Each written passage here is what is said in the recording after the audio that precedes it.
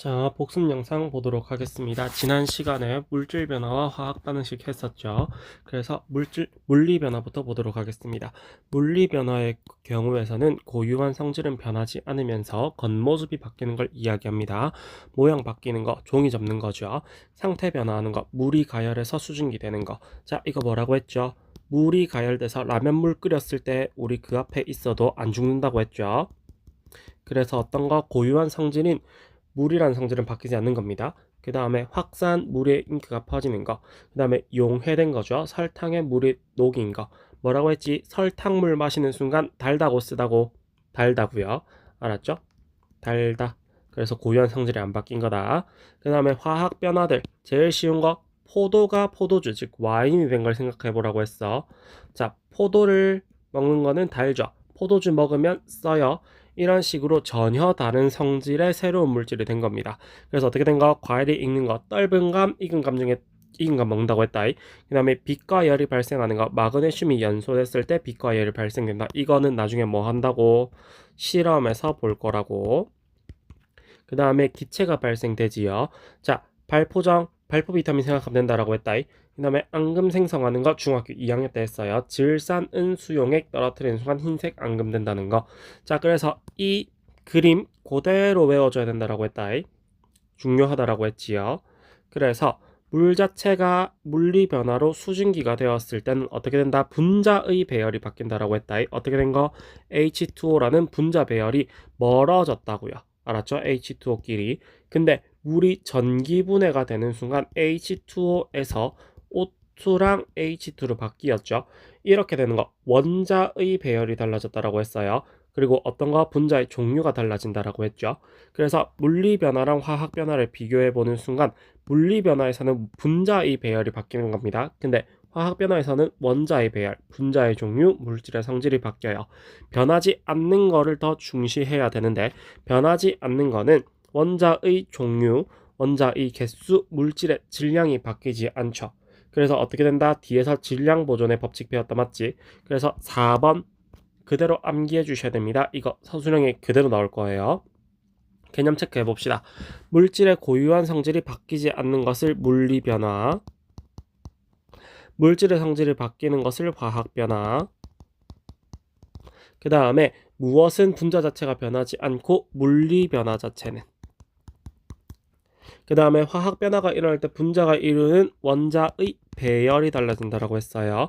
그래서 물리 변화가 일어날 때는 고유한 성질이 유지된다라고 했죠. 물리 변화에서는 원자의 배열 아니고 분자의 배열이 바뀐다라고 했죠. 그 다음에 과일이 익은 거, 떫은 감, 익은 감은 둘 다 맛이 다르지. 그래서 화학 변화다. 그 다음에 원자의 종류와 개수가 변한다. 이게 지금 틀렸죠. 마그네슘이 바뀔 때 얘네들은 어떻게 된다? 원자의 종류와 개수는 바뀌지 않는다. 분자의 종류와 개수가 이게 바뀌는 겁니다. 자, 그래서 전혀 다른 새로운 종류가 물리 변화라고 했어요. 여기에서 틀렸던 것들 나중에 노트 정리할 때 오답에 쓰셔야 됩니다. 그 다음에 화학 반응식 보도록 하겠습니다. 화학 반응식 쓸 때 방금 뭐 했어요? 우리 물 분자가 지금 산소랑 수소로 바뀔 거예요. 근데 뭐라고 했지? 이게 산소고 이게 질소라고 했어요. 두 개 표현 못합니다. 그래서 H2O라고 하는 것 자체가 O2랑 H2로 바뀌어. 근데 지금 뭐가 달라? O의 개수가 지금 달라요. 그래서 어떻게 써야 된다고? H2O가 있으면 H2O2라고 바뀌었을 때 O의 개수가 두 개네. 여기에는 한 개지요. 그래서 O를 두 개로 만들어주는 거야. 그러면 지금 여기에서 수소는 4개죠. 얘는 2개예요. 그래서 2. 방금과 같은 엿과 같은 식이 나온다고 했어요. 자, 그래서 물질의 화학식들 얘네들 싹 다 외워주셔야 됩니다. 제일 잘 나오는 것들이에요. 화학 반응식 만드는 거 다시 만들어 보자. 어떻게 쓴다고? 암모니아는 질소와 수소로 바뀐다고요. 암모니아 여기 2개죠. 여기 1개지. 그래서 2개로 만들어 버린다. 그 다음에 여기는 수소 2개지. 여기는 지금 2개씩 H3가 있는 거니까 3개의 수소가 있죠. 6개입니다. 그럼 여기 앞에 3을 해줘야 3 곱하기 2에서 똑같아진다라고 했다. 그래서 이러한 화학식이 만들어지죠. 노트 정리할 때는 어떻게 쓴다? 1단계, 2단계, 3단계 그대로 쓴다. 알았죠? 자, 그래서 우리가 지금 시험 문제에서 볼 때는 4번이 더 중요합니다. 화학 반응식으로 알 수 있는 것. 자, 화살표는 무조건 이렇게 그려야 돼. 이거 안 되고 이것도 안 돼요. 무조건 찌긋고 이렇게만 그려주셔야 돼요. 이게 약속입니다. 누가 만들었어요? 옛날 사람들이 만들었어요. 따라줘야 돼요. 그래서 화살표 왼쪽에는 반응한 친구들, 화살표 오른쪽에는 생성한 친구들이 나와요. 자, 그럼 여기서 중요한 거 뭐라고 했지? 4NH3가 있을 때 분자의 개수와 원소와 원자의 개수가 싹 다 달라. 분자는 NH3라는 이거 전체가 분자인 거야. 그래서 4개 있다. 구성하고 있는 원소는 N과 H 2개예요. 원자는 N 원자도 있고 H 원자도 있어요. 즉 뭡니까? 얘네가 쪼개질 수 있었죠. 방금 어떻게? 이 NH3가 그냥 N2와 3개의 H2로 쪼개진 것처럼 쪼개졌기 때문에 원자라고 불리는 거예요. 원자가 쪼개질 수 있는 거 분자가 덩어리 그대로. 알았지? 그래서 지금 4개의 N과 12개의 H가 지금 3개 있으니까 4개씩 있다라고 했다. 그래서 12개가 되는 겁니다. 그래서 방금 어떻게 된다? 분자의 종류, 원자의 종류는 알 수 있어. 근데 개수비가 뭐랑 똑같다고? 분자수비랑 지금 똑같다고. 이게 그대로 수행평가에 나올 거예요. 알았죠? 뭐랑 똑같다고? 분자수랑 개수비랑 똑같다고. 자, 개념 체크하겠습니다. 무엇은 화학 반응식은? 화학 반응을 물질의 화학식과 기호 등으로 나타내는 것. 왼쪽에는 반응 물질을, 오른쪽에는 생성 물질을. 자, 그 다음에 반응 물질. 자, 얘는 메테인이라고 불린다라고 했고, 얘는 산소라고 불린다고 했고, 얘는 이산화탄소라고 불린다고 했고, 얘는 물이라고 불린다고 했죠. 이런 것들을 외워주시는 거예요. 알았지? 반응 물질은 메테인과 산소입니다. 그 다음에 생성 물질은 이산화탄소와 물이 되겠죠. 화학 반응식에서는 전후에 무조건 원자의 종류와 개수가 같아야 돼요. 왼쪽에는 반응 물질, 오른쪽에는 생성 물질 무조건 나와야 되고요. 개수비가 분자수비랑 같아요. 뭐랑은 다르다? 원자수비랑은 다르다. 원자수비랑 나오면 안 된다. 알겠죠? 보통 분자수비라고 씁니다. 안 되는 건 아니지만 쓰는 게 분자수비만 써요. 자, 나타내는 게 화학 반응을 원소 기호를 이용한 화학식과 기호, 개수 등으로 나타낸 것이 화학 반응식이라고 했죠. 자, 실험 보겠습니다. 마그네슘의 변화 관찰하기. 마그네슘 덩어리가 그대로 있어요. 얘네들을 쪼갰습니다. 이게 뭐예요? 모양은 달라졌지만 겉모습은 달라졌지만 고유형 성질은 그대로 있는 물리 변화예요. 얘네를 태웠어요. 연소시켰죠? 연소시킨 건 뭐라고? 달라졌다고. 얘네들이 어떤 게? 성질이. 그래서 얘는 화학 변화라고 불러줘야 됩니다. 실험은 무조건 수행평가나 혹은 여러분들의 시험에 무조건 나와요. 외워주셔야 되겠죠? 자, 그래서 긴 마그네슘이든 짧은 마그네슘이든 전류도 흐르고 묽은 염산과도 기체가 나와요. 근데 지금 화학 변화가 된 태운 친구는 흐르지도 않고 반응도 없죠. 그래서 어떻게 된다고? 성질이 바뀌었다고. 태우는 순간 성질이 바뀌었다고. 작게 잘라도 변하지 않는다고. 이거 두 개가 중요하다. 자, 마그네슘 리본 자체는 원래 어떤 거? 전류가 흘렀어요. 그 다음에 기체가 발생했어요. 근데 작게 잘랐을 때는 물질의 성질, 원래 물질의 성질, 고유한 성질이 변하지 않았기 때문에 물리 변화예요. 근데 연소시키면 원래의 성질과 달라졌죠? 화학 변화예요. 알았죠? 자, 그래서 지금 물리 변화 한번 보겠습니다. 얘가 물이지. 수증기가 된 게 물리 변화, 전기분해가 된 게 화학 변화. 그래서 옳지 않은 거 뭐라고? 지금 모두 물질의 성질이 변한다 틀렸다고. 가는 고유한 성질은 그대로 있다고. 알았죠? 분자 사이 거리도 멀어졌어요. 물질의 상태가 바뀌었죠. 액체에서 기체로. 분자 배열이 바뀌었지 가까워졌다가 멀리로요. 그 다음에 얘는 원자의 개수는 변하지 않는다. 중요하다라고 했다잉. 그 다음에 여기에서 O가 2개네, 여기는 1개네. 그럼 여기 무조건 2개 써야 된다고. 그럼 어떻게 돼요? 그대로 구리도 2개죠. 여기도 2개 나와야지. 맞나? 4번으로 가야 된다. 자, 그 다음에 여러분들이 어려워했던 거. 화학 반응의 법칙은 총 3개가 있어요. 질량 보존의 법칙, 일정 성분비 법칙, 그 다음에 기체 반응 법칙. 기체 반응 법칙이 제일 쉬워요. 이거 2개가 가장 중요합니다. 자, 질량 보존이라고 하는 건 전후의 질량이 변하지 않고 일정하다. 반응 물질의 총질량과 생성 물질의 총질량이 같다. 까닥 무조건 외워줘야 된다고 했다.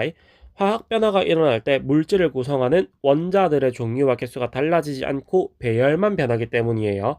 무슨 말? 물은 H와 O로 이루어져 있어요. 얘를 분해시켜도 H와 O만 나옵니다. 종류 그대로죠. 그 다음에 H2O라고 한 걸 H2랑 O2로 바뀌었어요. 이거 우리 뭐 해준다고? 개수비 맞춰줬다고. 한 개고 2개여서 여기 2개로 맞춰주고, 4개고 2개여서 여기 2개로 맞춰줬다고. 개수 똑같다고요. 알았죠? 그래서 중학교 2학년 때 배웠던 앙금 생성 반응, 기체 발생 반응, 그 다음에 연소 반응까지 어떻게 된다고요? 3가지가 대표적인 질량 보존이에요. 앙금이 생성됐대. 물 2개 섞었어. 근데 물이랑 고체 나왔어. 그렇게 어떻게 된다고? 이들의 양이 같아진다고. 얘는 나중에 실험에서 한번 더 보자이.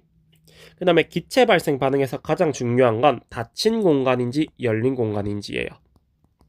자, 내가 이렇게 하나를 가뒀어요. 가둬놨어요. 근데 얘는 내가 열어놨어요. 이렇게. 그러면 상식적으로 여기에서 기체가 나온대. 기체는 지 맘대로 움직이지. 기체 눈에 보이는 사람 없다라고 했다이. 왜? 지네 맘대로 지금 공기 중에 움직이니까. 우리 어떻게 숨쉬죠? 공기 중에 산소 있어서 숨쉬죠. 이 공기 사우디아라비아 가면 없나요? 다 있어요.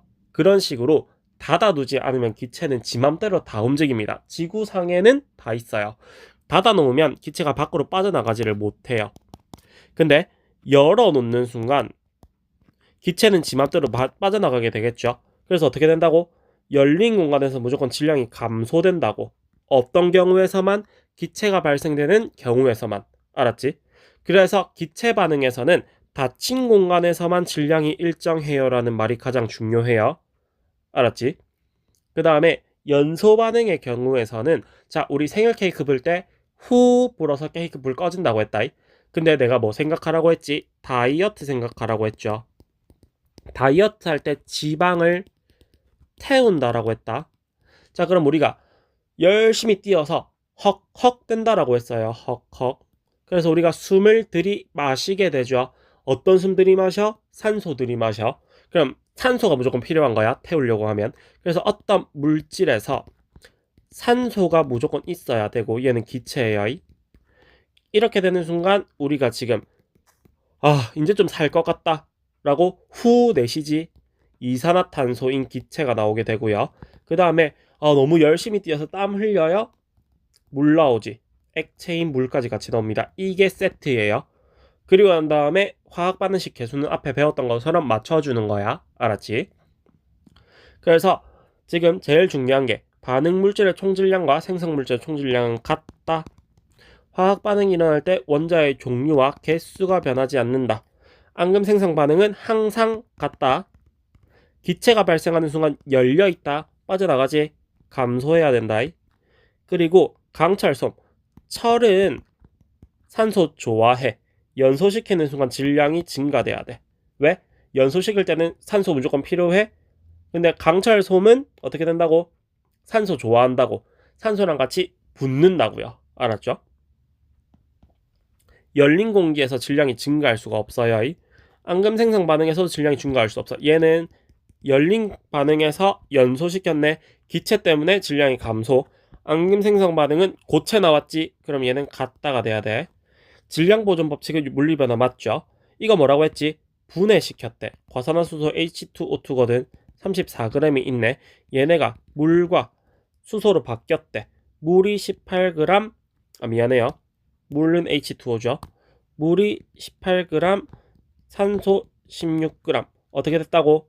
지금 18에다가 16 더하면 34g 나오지. 둘이 같네. 됐죠? 그래서 지금 총 질량 같은 거 질량 보존의 법칙입니다.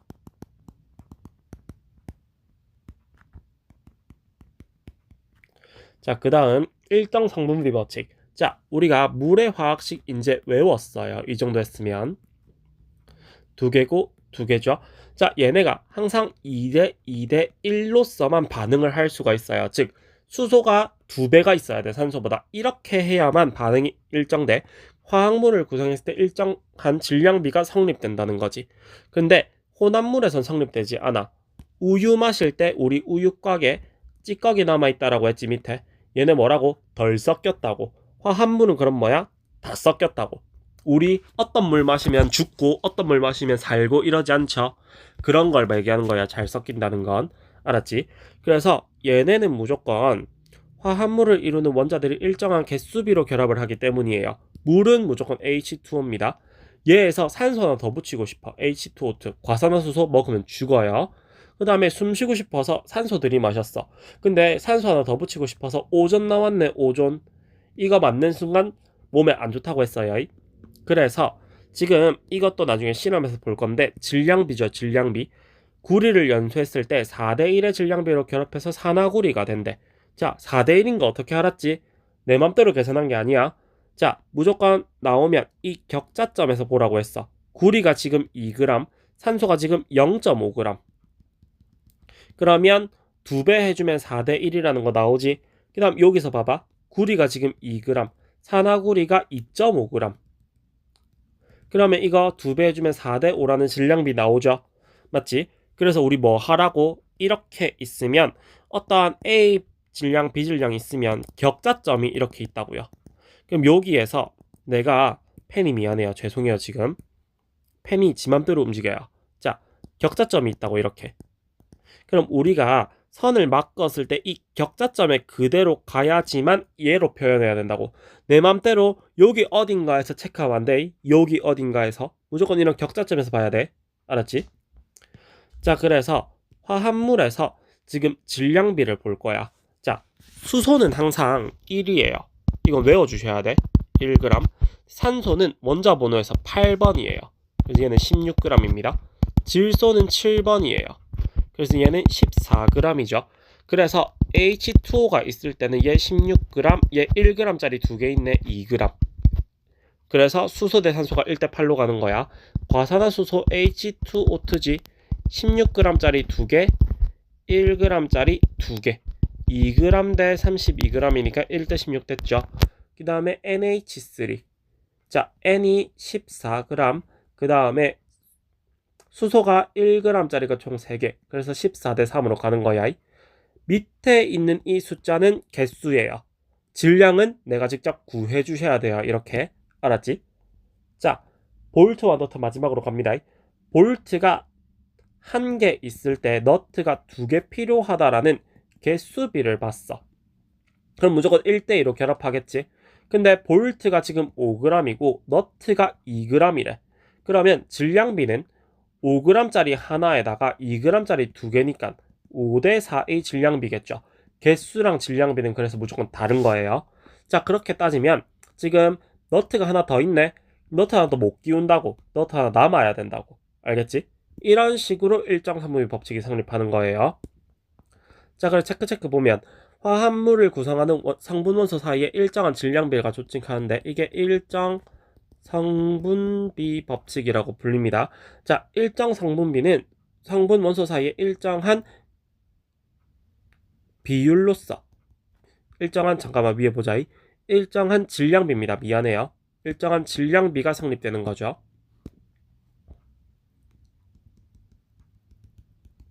자, 일정 성분비 법칙이 성립하는 건 화합물이 생성될 때 원자가 일정한 개수비로 결합하기 때문이죠.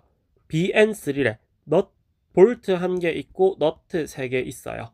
그러면 지금 얘가 3개일 때 1개니까 얘가 6개면 2개 되겠죠. 그럼 2개밖에 못 만들고 볼트가 3개 남는 거예요. 알았지? 자, 원자는 종류에 따라서 각각 질량이 일정하기 때문에 개수비가 일정한 순간 질량비도 일정하게 되죠. 혼합물에서는 안 된다고 했어요. 연소시킬 때 항상 일정해요. 그 다음에 여기에서 산화은, 황화철, 암모니아, 수 일정 성분이 맞는데 염화나트륨, 소금이네 물에 따라서 달라진다고. 혼합물이라고요, 제가. 그래서 얘는 안 됩니다.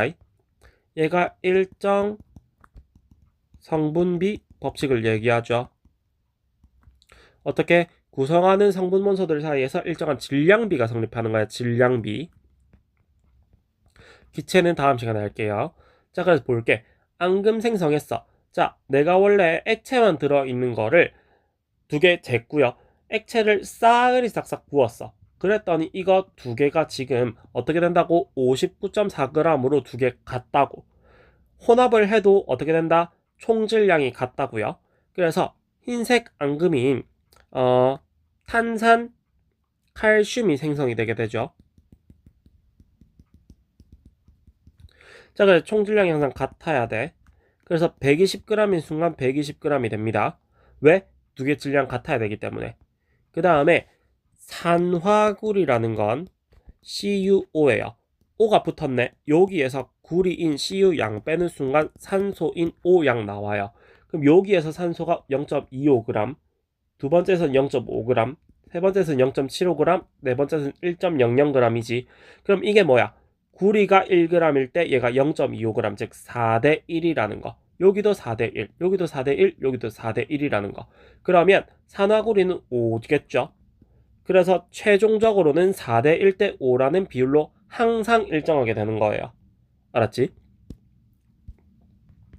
자, 구리와 산소를 반응하면 산화구리가 나오게 되죠. 질량비는 4대 1. 이거는 일정해요. 8g 있으면 무조건 2g 있어야 된다고. 그래서 얘네들 사이에서는 일정한 성분비 혹은 질량비가 성립된다라고 얘기해야 돼. 알았지? 자, 화학 변화가 일어나도 질량이 변하지 않는 이유는 물질을 이루는 원자의 종류와 개수야. 분자가 아니에요. 알았죠? 무조건 원자의 종류와 개수입니다. 그 다음에 여기에서 이 격자점 보라고 했지. 마그네슘 9g이고 산소가 6g이네. 그러면 마그네슘이 3g일 때 산소가 2g. 이게 3대 2지. 마그네슘이 12g이란다. 그러면 여기에서 총 4번 곱했죠. 12g일 때 8g 돼야지. 자, 다 들었죠? 노트 필기 하시고 나머지 문제 푸셔야 돼. 노트 필기 언제까지? 토요일까지. 문제 푸는 거 언제까지? 월요일까지. 그리고 화요일에 문제 푸는 영상들 다 듣고 오답해서 수요일에 오시는 겁니다. 알았죠? 수고했어요. 자, 지난 시간에 화학 반응 법칙 중에서 총 두 가지를 배웠습니다. 질량 보존의 법칙도 배웠고요. 일정 성분비 법칙도 배우게 되었죠. 자, 질량 보존, 일정 성분비 법칙 둘 다 질량에 관련된 이야기였어요. 질량은 g이나 kg으로 해서 우리가 직접 셀 수 있는 걸 이야기합니다. 근데 오늘 배우게 되는 기체 반응 법칙 같은 경우에는 부피에 관해서 이야기를 할 거예요. 부피라고 하는 건 밀리리터와 리터로서 표현을 하기 때문에 얘네들은 두 개를 더 한다라는 개념보다는 얘네들의 비를 가지고 이야기를 할 거예요. 그리고 기체 반응 법칙이기 때문에 고체 안 되고요. 액체 안 돼요. 반응물도 기체여야 되고 생성물도 기체여야 하는 상황입니다. 그래서 정의가 가장 중요한데 일정 온도와 압력에서 기체가 반응하면서 새로운 기체를 생성하게 됐을 때 기체 부피 사이에 간단한 정수비가 성립한다는 걸 이야기해 주셔야 돼요. 그래서 우리가 화학 반응식 그대로 씁니다. 수증기 우리 알죠? Ag2인 거, 암모니아 NH3인 거 알고 있어요. 그래서 그 수증기가 총 2개 분자 나왔을 때 수소 분자가 총 2개, 산소 분자가 1개 나옵니다. 그래서 2대 1대 2라고 하는 반응식이 성립이 되게 되죠. 그 다음에 질소 분자 N2, H2라고 하는 게 총 3개 이렇게 나오고 암모니아 분자가 2개 나오게 되죠. 그래서 1대 3대 2라고 하는 정수비가 성립되게 돼요. 그러면 우리 이 문제에서 2대 4대 8이라고 둘 수는 있을까요? 없습니다. 1대 2대 4라고 무조건 약분해 주셔야 돼요. 알았죠? 이게 생각보다 많이 걸리는 포인트예요. 그럼 기체 반응 법칙이라고 하는 게 왜 꼭 성립이 되냐면 온도와 압력이 같을 때 모든 기체는 같은 부피 속에 들어있는 분자의 개수가 같기 때문입니다. 자, 우리 방 안에 있는 것과 우리가 등교를 하기 위해서 지하철이나 버스 안으로 가는 것과 우리가 학교에서 있는 걸 볼게요. 우리 대기 중에서 산소 분자가 있죠? 산소 분자는 21% 정도 존재하게 됩니다. 자, 우리가 우리 방 안에서는 숨을 헐떡이면서 쉬나요? 혹은 학교에서는 너무나 많은 산소가 들어오게 되나요? 이러지 않는단 말입니다. 왜냐하면 우리가 모든 기체라고 하는 산소 기체도 마찬가지예요. 같은 부피 속에 들어있는 어떤 부피죠? 여기서는 지구라는 전체 부피를 이야기하는 거예요. 이래서 분자의 개수가 같기 때문이죠. 그래서 예시를 들었을 때 분자 수는 총 8개씩 있어요. 지금 근데 수소 H2고, 산소 O2고, 수증기 H2O고, 암모니아 NH3죠.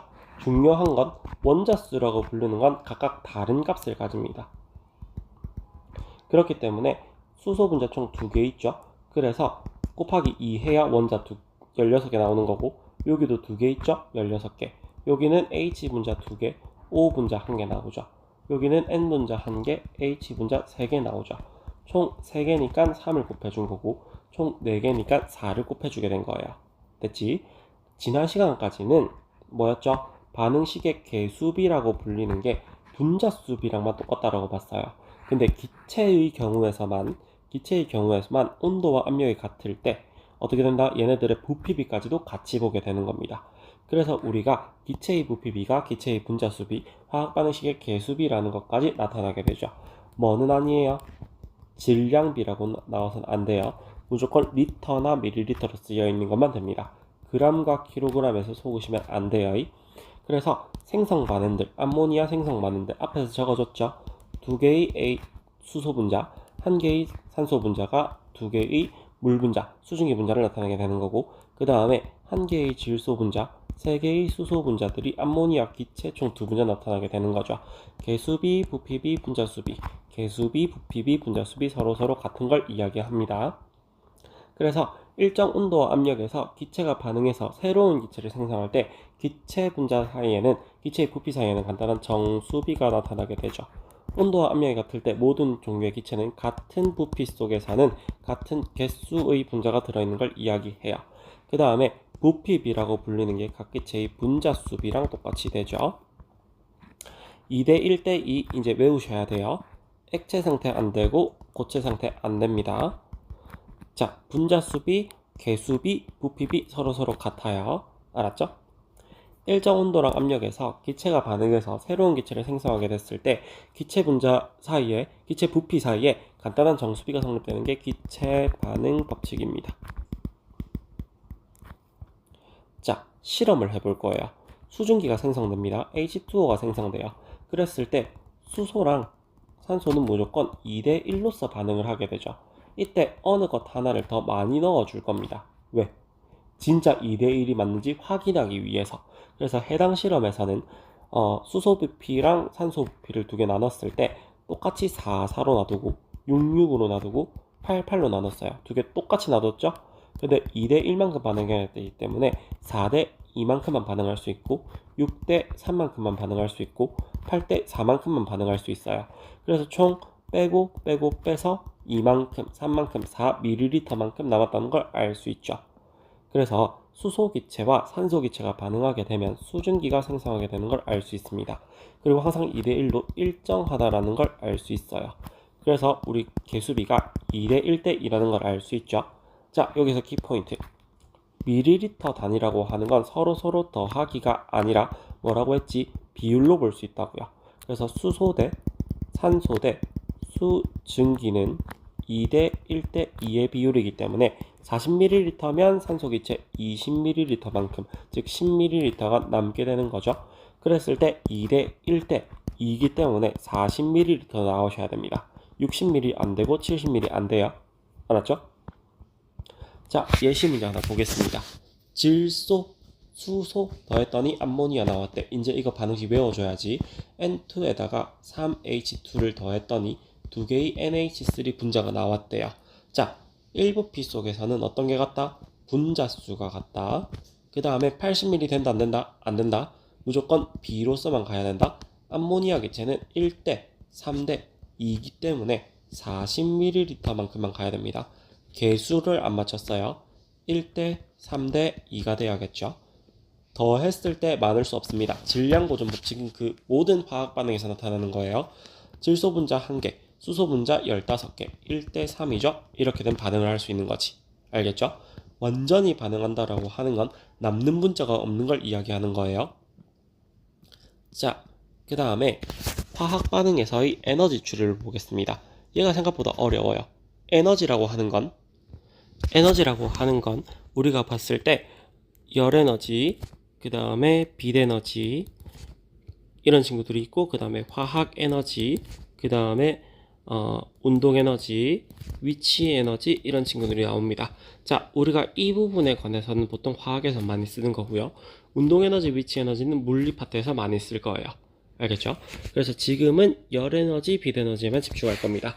자, 반응은 총 2개밖에 없어요. 우리 손난로랑 그 다음에 아이스팩 생각을 해봅시다. 손난로의 경우에서는 우리가 겨울철에 막 흔들면 내가 따뜻해지게 되죠. 이런 걸 발열 반응이라고 부르는 거예요. 근데 아이스팩은 우리가 더웠을 때 우리 몸에 얹혀주면 어떻게 됩니까? 우리가 시원해지게 되죠. 얘가 뭡니까? 우리의 열을 뺏어간 거예요. 그래서 얘네가 흡열 반응이라고 불러주게 될 겁니다. 발열 반응이라고 하는 건 화학 반응이 일어났을 때 주변으로부터 에너지를 방출하게 되는 반응을 이야기합니다.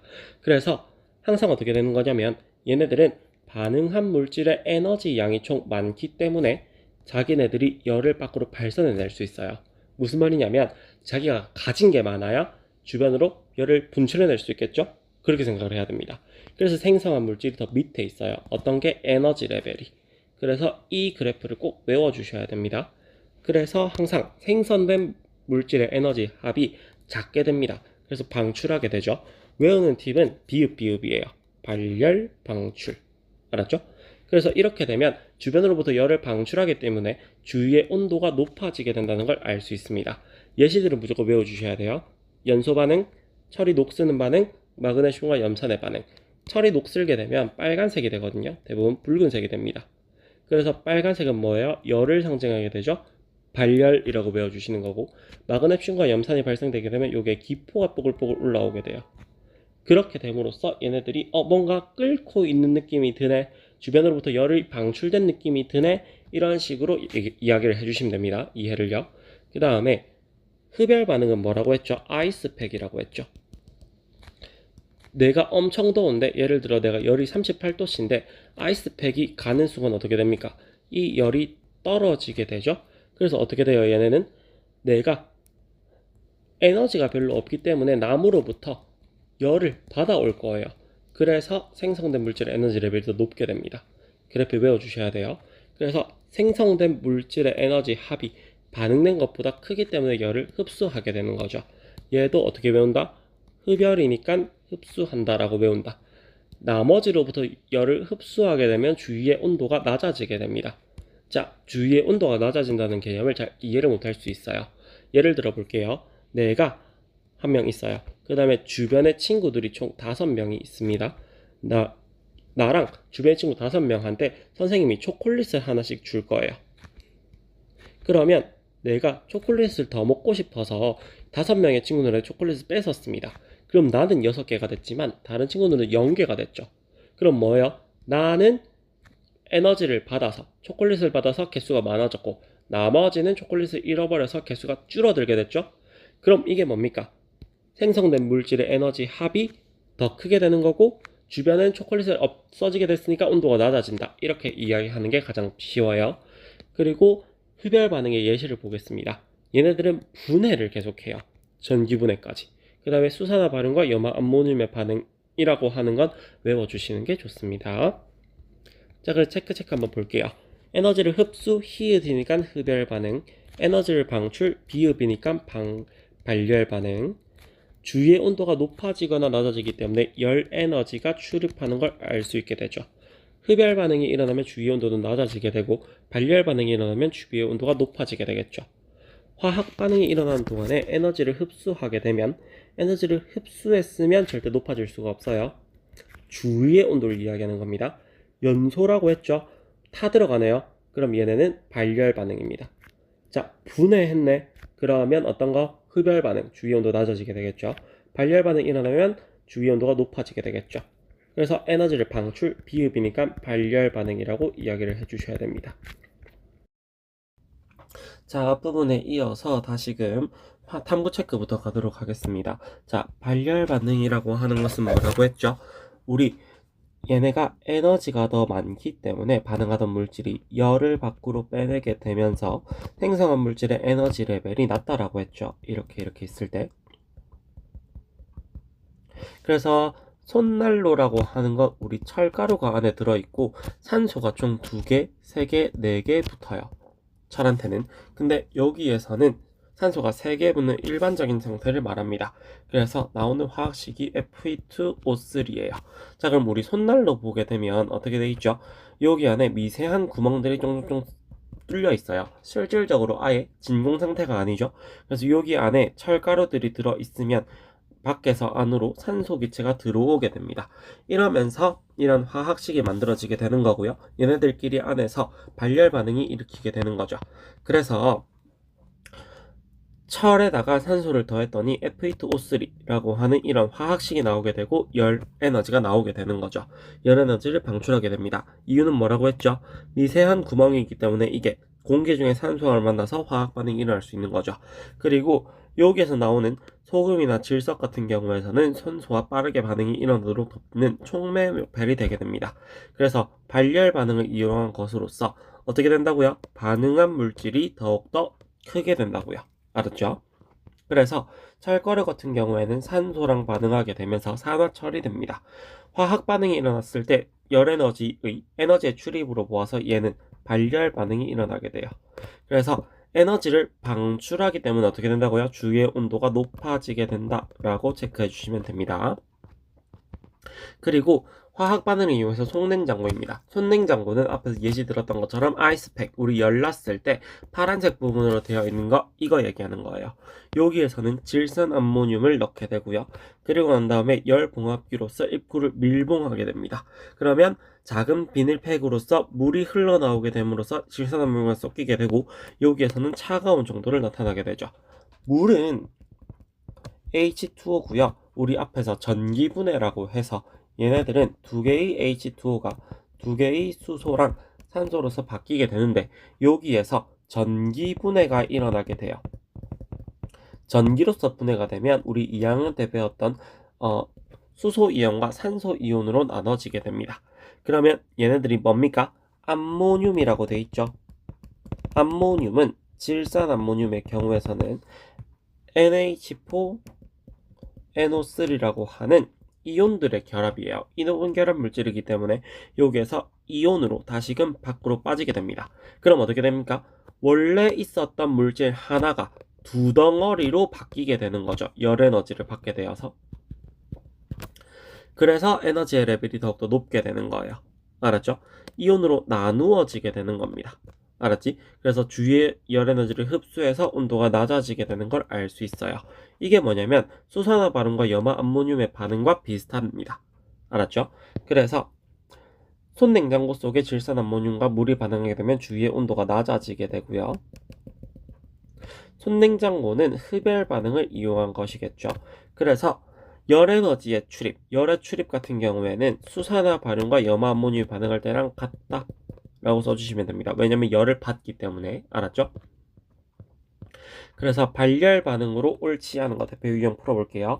열을 방출하는 거 비읍이라고 했죠? 1번 맞고요. 주위의 온도 높아지는 거 맞아요. 그 다음에 생성 물질이 더 작은 거 맞죠? 그 다음에 수산화 반응과 염화 암모늄은 무조건 어떤 거? 흡열 반응입니다. 그리고 철못이 녹쓰는 거, 철못도 쓰면 빨간색 된다라고 했다, 그치? 그래서 뭐라고요? 발열 반응이랑 비슷하다고 생각해 주라고 했어요.